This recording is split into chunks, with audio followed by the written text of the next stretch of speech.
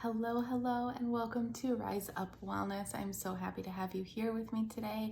I am Erin, and I am going to be talking today all about blood sugar.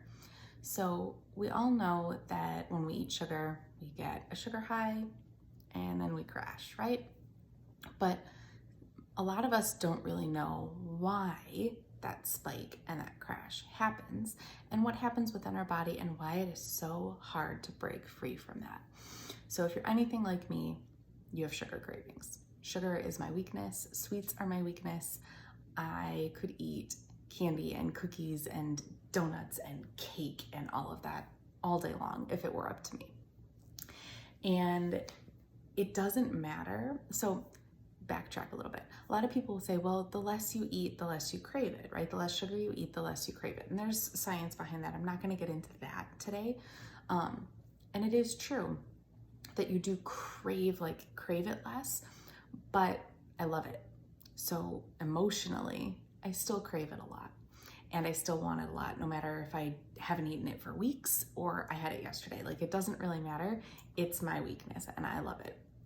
But now that I know what happens when I eat that stuff, it is easier to avoid it and it's easier to stop the cycle when it starts, because that cycle is really difficult to break free from. So if, like I was saying, if you're anything like me and you crave it a lot and you know how hard it is to stop eating those sweets once you start, then this is going to be for you. And I think this is going to be really interesting and hopefully really helpful in helping you break free from that. So I'm going to get in a little scientific, but not super scientific, because I'm not a doctor. I am not a nutritionist or a dietitian. This is just stuff that I've learned over the years, doing research and just reading and just my own experiences with things. So take that with as you will, and I hope you enjoy it. So when we eat sugar, the sugar gets into our bloodstream and our body produces insulin. So the sugar levels in our bloodstream spike, which causes that sugar rush and that sugar high. If you have kids, you know exactly what I'm talking about. You see it in kids, I think, easier than adults because they're more sensitive to that. So your blood sugar spikes, your body produces insulin to try to bring that blood sugar down. Now, this is obviously in a body that doesn't have diabetes, that doesn't struggle with producing its own insulin. So your body produces insulin to bring your blood sugar down. But the problem is, and this is where it gets tricky, is that our bodies tend to produce too much insulin. So it's not really good. It's really good at bringing the blood sugar down, but it's not really good at figuring out exactly how much insulin to release, especially when it's simple sugars or processed sugars, because it sends your blood sugar spiking so quickly that the body is like, I got to bring it down really fast. So it just produces a ton of insulin. Now, there's sugars in things like whole wheat bread, pastas, rice, potatoes, and things like that. In more complex carbohydrates that still have sugar, your body is going to produce insulin, but because it sends your blood sugar spiking more slowly, it can figure out how much insulin it needs to produce more accurately, and then it sends it down much slower. But I'll talk more about that in a second. So your blood sugar spikes, it produces too much insulin, and when your body produces too much insulin, it sends your blood sugar crashing. So that's why after you've eaten a lot of sugar, it doesn't even have to be a lot of sugar, but you feel that crash. Now, what happens then is your blood sugar is too low. So what does your body do? It wants to raise it. It has you crave sugar. You feel tired, you feel lethargic, you feel brain fog, all of those things. And we are programmed to think, I need sugar to fix these things. Now, really, it's because your body's sensing, oh, we need more sugar in our body to work, to function. So it's having you crave those things, which then, if you eat the processed sugars, simple sugars, things like that, it's going to send your blood sugar spiking. You're going to produce too much insulin, and it's going to send your blood sugar crashing. And a lot of people go on this roller coaster all day long. So if you're one of those people that feel like, maybe mid-morning between breakfast and lunch, and then mid-afternoon, especially between lunch and dinner, and maybe even again at night, you feel like, oh God, I'm so dragging and I need a little pick-me-up, chances are you're on this blood sugar roller coaster, okay? You're eating too many processed sugars, you're eating too many simple sugars, And you need more complex carbohydrates to be able to raise your blood sugar slowly. So that's what I was talking about before, is when we eat complex carbohydrates, you eat things that have sugar in them, but there's more fiber, there's more protein, there's some healthy fats in it, or you eat protein, fiber, healthy fats with the sugars, it causes the absorption of the sugar to slow in the system. So when you eat cookies, candies, donuts, like I was saying, cake, can you tell I like those things?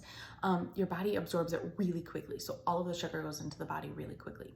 When you eat things like potatoes or even like some pastas, although pastas are a little, if it's just a white pasta, it's not always great, but if it's like a whole wheat pasta or even like a chickpea pasta or something like that, or potatoes or whole wheat toast or things like that, there's more nutrients in it that slows the absorption of the sugar into the body, which causes the blood sugar to rise more slowly. So it's not a bad thing to eat those things. Those things are actually very good for our bodies. Our bodies need that sugar. It gets turned into glucose, which we use as energy, and it's good for our muscles. It's good for a lot of things. I'm not going to get into all of that. But we do need those things. But we need them when they're rising slowly, because then our body can respond to them more accurately and more appropriately instead of sending us on this roller coaster all day long. So your blood sugar goes up more slowly. Your body's like, okay, we can sense this. It produces just enough insulin to bring it back down into baseline. And then you kind of just go like this throughout the day. So you might have a little spike and a little dip, but it's not going to be this huge roller coaster like you do, again, if you're eating a lot of those processed things. So there's a couple of things you can do very easily and very quickly to help with this. The easiest thing, which most people don't really love to hear, is like avoid processed sugars. It's hard, I know, but avoiding processed sugars is really the easiest and the quickest way to do it, because once you stop eating a lot of those things, you realize that you're not actually having as much sugar. So avoid processed sugars. Now, well, I'll get to that in a minute. So avoiding processed sugars, making sure that when you eat things like fruits, now fruits are good for you, right? Yes, fruits are good, but they have a lot of sugar in them, and they can send your blood sugar spiking. It's not going to be as high as if you had, a cookie, but they can still do that. So anytime you eat, foods with a lot of processed sugars, refined sugars, fruits, simple carbohydrates. If you don't know what a simple carbohydrate is, just Google it, look it up. I'm not going to go into all of those details, but you can figure out exactly what those are. But if you're going to eat a lot of simple carbohydrates, make sure you pair them with protein or healthy fat and something with fiber. Because what that does is, like I was saying, it slows the absorption of the sugar into your system, so it causes your blood sugar to rise more slowly.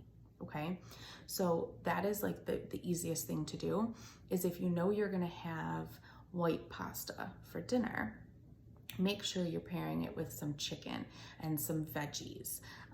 Though it doesn't have to be chicken, but some protein, whether it's chicken or turkey or meatballs or some sort of lean protein, and then fiber, which you can get from veggies, any sort of veggie really. And it's gonna help slow the absorption of the sugars into your body. So not only are you gonna get more of the nutrients out of it, but you're also not gonna have that blood sugar spike. So if you can't avoid it, make sure you pair it with healthy lean proteins, fibers, and then healthy fats too, like oils, nuts, avocado. Those are the three that are coming to mind off the top of my head right now. But if you pair all of those things together, it helps slow the absorption. So there's something that I really like called the magic plate. Now this is something that I usually just only tell my private one-on-one clients, but I'm gonna share it with you guys today because I think it's really helpful. So the magic plate is this concept of how to structure your meals basically, and you wanna make sure that you have equal portions of carbohydrates, proteins, and veggies. So you think of a plate and you've got a third protein, a third carbohydrate, and a third veggies, and then 1 to 2 tablespoons of a healthy fat. If all of your meals are in this magic plate idea, you're gonna be good to go because you're gonna be having those healthy fats, those proteins, and those veggies with the fiber to help slow the absorption of any of the sugars from the carbs, okay? Now, if you're wanting to eliminate processed sugars, if you're wanting to get a handle on your blood sugar roller coaster because you're like, God, I can feel myself craving these sugars. You might also just find yourself craving caffeine a lot because you're so tired. That is not always the case. Sometimes there's other reasons for that, but it's a good indication that maybe you're on this blood sugar roller coaster.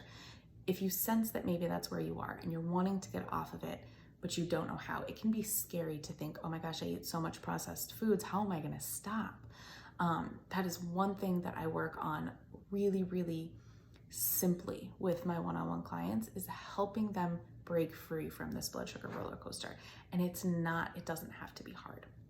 Okay, it doesn't have to be scary. I'm not gonna tell you to cut everything out all at once. And we do it slowly and in a way that feels doable for you. So if you need any help with that, I have some openings for one-on-one clients right now in my coaching business. I would love to talk with you and help you through that, and just help you understand how we can get you to break free from this blood sugar roller coaster. So you can sign up I will put a link, well, actually the easiest way is to go to my website, riseupwellnesscoaching.com, and then there is a link for services, and you can sign up for a free consultation where we can talk all about coaching and how it can help you. So I hope that was helpful for you. I would love to hear in the comments, do you feel like you are on the blood sugar roller coaster a lot? Do you have any idea how to break free from it? And what are your goals? How do you want to feel? How do you want to break free from this? What is one step that you're gonna do? What's something you're gonna take from this video to implement to help you feel better and break free from this roller coaster? All right, I hope you guys have a wonderful day. Thank you so much for joining me today, and I'll see you next week.